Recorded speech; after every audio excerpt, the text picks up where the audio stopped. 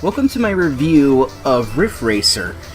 Originally the game was known as Drive Any Track, and this original name is still present in the Steam trading cards, emoticons, and ranks that you can obtain by converting the trading cards. Before I start this review, I want to say these reviews are something I'm doing mainly to expose games that don't have as big of a following as other titles, indie or otherwise. They're not going to be a scheduled nor professional type of thing, so please excuse stutters and low quality editing. As you can guess by the title of the game, this is another one of those procedurally generated audio-based games similar to ones like Audio Surf and Beat Hazard. This is a new take on the Audio Surf idea that I like more than Audio Surf itself. The reason for this is because Riff Racer handles like an arcade racing game. Think something like Criterion's Burnout or the Need for Speed games as of lately. So you have arcade, on-rails, drifting type action, but the developers have focused more on the big moments of your song, such as when a big part of the song happens and you take a big jump or go through a large loop, for example, rather than trying to collect blocks to the rhythm of the song or timing your weapon shots to the beat of the song in the case of Beat Hazard. Another defining difference is that when a player plays a song for the first time, they're heralded as the creator of the track, earn 100 coins for doing so, and any other player who plays the song, provided it's tagged correctly in the audio matches, will also play the exact same track. This allows more consistent scorekeeping, less of the randomness that can be in Beat Hazard or Audio Surf and some other examples. This also allows ghost racers that you can race against to see what their path was through the song to try and match and beat their score, in case if you can spot where they mess up. When you play the game, or race any track, as the title originally was called Drive Any Track, you race along to a sync line that matches the speed of your car, or rather your car matches the speed of, representing the actual position in the song. The main goal is to stay in sync with the song while avoiding obstacles that could put you behind sync. When you pass ahead of the sync line, you enter super sync, which all score is multiplied by 10. The way you earn score is by just simply driving in general, which awards you points over time, collecting boost boxes on the track, or doing stunts such as jumps, barrel rolls, and drifts. The main thing to remember is that, of course, your stunts are multiplied by the score multiplier, which means that it's best to perform these stunts when you're in super sync where the score is multiplied by 10. This can be done by either using boost pickups found on the track, collecting enough boost boxes for a manual boost that you can trigger any time, or at certain points of the song when the game tells you how much you are in sync. Sometimes these points will also have a boost pad that goes through either a corkscrew, a loop, or a large jump. Knowing when these boosts happen can be a big way to earn a lot of points and be the world leader on your chosen song. At the end of the song, you're told how in sync you were with the song, along with being graded various types of points depending on what you did, such as the main points you've earned, the stunts you've done, penalized for how many barriers you hit. How in sync you were with the song actually translates to a bonus where 100% actually doubles your stunt score. So even if you had messed up a few times, if you keep in sync with the song, you can still make a lot of points, enough to probably beat the ghost that has made a lot more mistakes and probably fallen out of sync. Also during the song, or when you create a new song, or when you beat a ghost, you're awarded coins, the hex shapes you find on the track. These are the way you unlock various types of cars and their paint packs throughout the game. Cars actually have no gameplay difference aside from maybe their shape.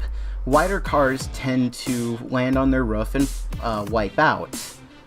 When you wipe out, fall off the track, fall out of sync for too long, or fall way out of sync, you reset to about 1 or 2 beats behind the sync line. This can ruin a good score of a song, though you may as well finish it to earn the extra experience that you've gotten from the score, as well as the coins you collected during the song, and then retry again.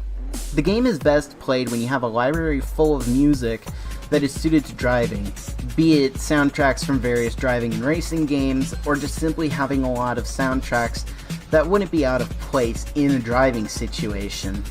When a track is generated for the first time, it detects the overall BPM or beats per minute and translates that into a difficulty via the car speed. So tracks with higher BPM tend to be higher in difficulty, whereas slower tracks are lower in difficulty.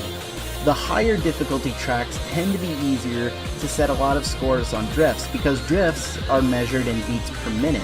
So the more beats that you drift for, the more points you earn. Especially so when you're in super sync, where the score is multiplied by 10.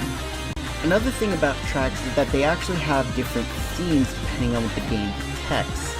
It's not the most perfect. Most of the time the game defaults to the dance environment seen throughout the entire video, but there are different environments such as rock, which generates a more industrial look, or hip-hop or rap, which generates a more urban-looking environment with green tones. Onto my opinion of the game, it's actually very high.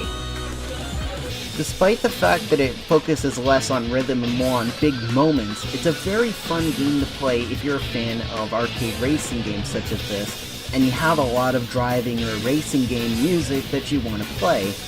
It's a very good way to see what kind of environments that the game generates, especially if you have a lot of music that nobody else has played.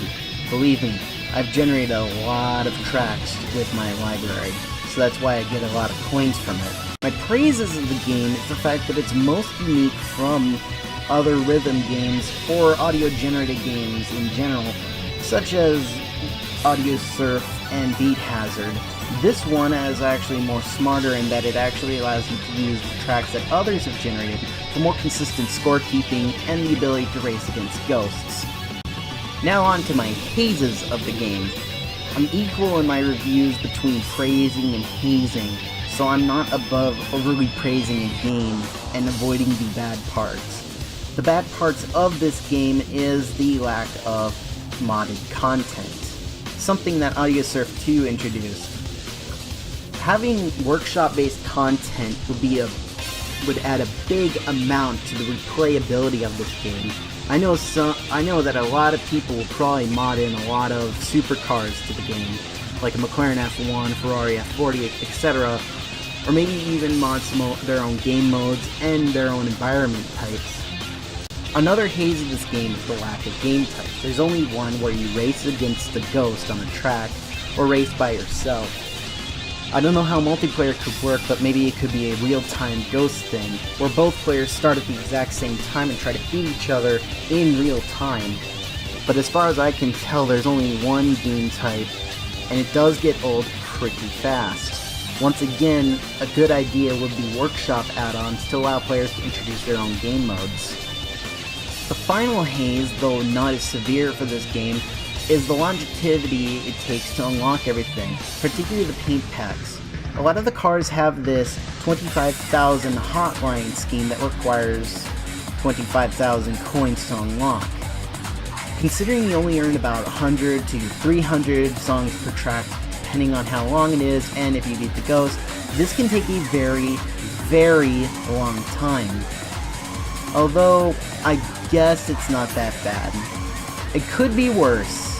I don't know, paying hundreds of real money for an in-game skin. Thankfully, this game doesn't do it.